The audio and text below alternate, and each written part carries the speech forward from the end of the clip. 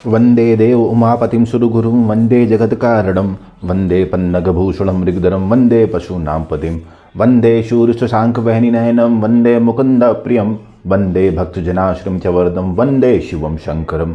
हर हर महादेव। आशा करते हैं आप सभी स्वस्थ होंगे, सुखी होंगे, प्रसन्न होंगे और महादेव की भक्ति का आनंद ले रहे होंगे। आज हम बात करने वाले हैं महादेव के दो परम भक्त, भगवान श्री राम और रावण। भगवान श्री राम और रावण भगवान शिव के दोनों ही भक्त थे।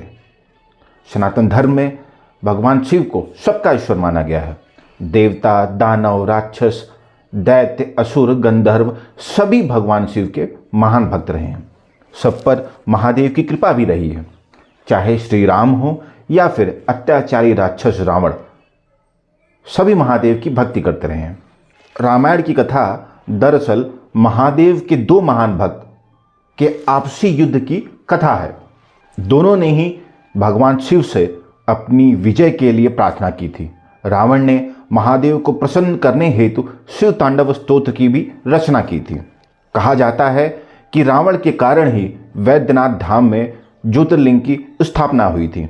वहीं भगवान श्री राम ने रामेश्वरम में रामेश्वरम ज्योतिर्लिंग की स्थापना की थी। विशेष बात यह है कि रामेश्वरम ज्योतिर्लिंग की स्थापना के लिए भगवान श्री राम ने रावण को ही पुरोहित अर्थात ब्राह्मण के रूप में बुलाया था।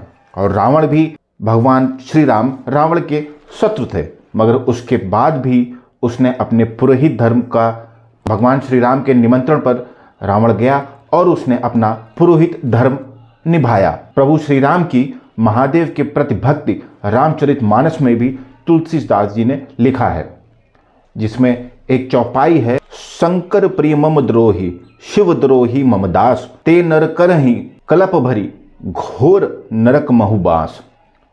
अर्थात भगवान श्री रामचंद्र जी कहते हैं कि जिनको शिव जी प्रिय हैं किंतु जो मुझसे विरोध रखते हैं या जो शिव जी से विरोध रखते हैं और मेरे दास बनना चाहते हैं, वे मनुष्य एक कल्प तक घोर नरक में पड़े रहते हैं। इसलिए शंकर जी में और श्री राम जी में कोई भी ऊंच नीच का भेद नहीं करना चाहिए। वहीं रामचरितमानस में एक चौपाई है जिसमें भगवान शिव माता पार्वती से कहते हैं, उमा कहूँ मैं अनुभव अपना सत हरि भजनू जगत सब सपना। भगवान शिव माँ पार्वती से कहते हैं, उमा मैं अपना अनुभव बता रहा हूँ, केवल हरि का निरंतर स्मरण ही एकमात्र सत्य है, बाकी इस जगत में सभी कुछ सिर्फ स्वप्न के समान है। भाव यह है कि जैसे अर्ध निद्रा की अवस्था में मनुष्य कोई स्वप्न देखता है, कोई सपना देखता है और स्वप्न की स्थिति के अनुसार वह सुख या दुख की अनुभूति करता है, लेकिन जब वह जगता है, जागृत अवस्था में आते ही वह सभी सुख और दुख की अनुभूति खत्म हो जाती है।